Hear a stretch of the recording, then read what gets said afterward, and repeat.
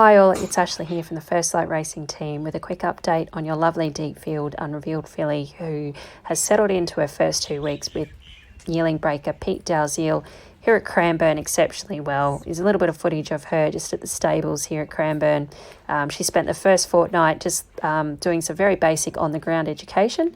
I've got some footage coming up of her just finishing a session here with Hannah of getting used to having a bit of gear on her back, a girth around her belly, just getting used to the different types of pressure that'll be applied to her. With having a saddle on her back, so she's coped really well with that. She's always shown such a wonderful attitude and the kind of attitude that's always willing to please, and the team couldn't be happier with how she's taken to that first phase of her education. So over the next week, Pete will be on her back and she'll start being ridden around the round yard and arena here at Pete's farm.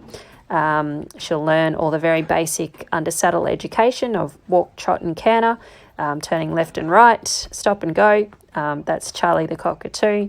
Her good stablemate keeps all the young horses company here at Pete's farm, but she's settled in beautifully, and we can't wait to see her take that next phase of being ridden under saddle. I'm sure she'll take to that very well. So after she's had a week of that, Pete will start taking her down to the Cranbourne training complex to get a bit of exposure to the different training tracks there, where she'll have a trot and canter on the big tracks and get used to the big training centre, and we'll look to finish up her breaking in with some barrier education as well before she heads into trainers Matt Ellerton and Simon Zahra's stables for a short orientation with them.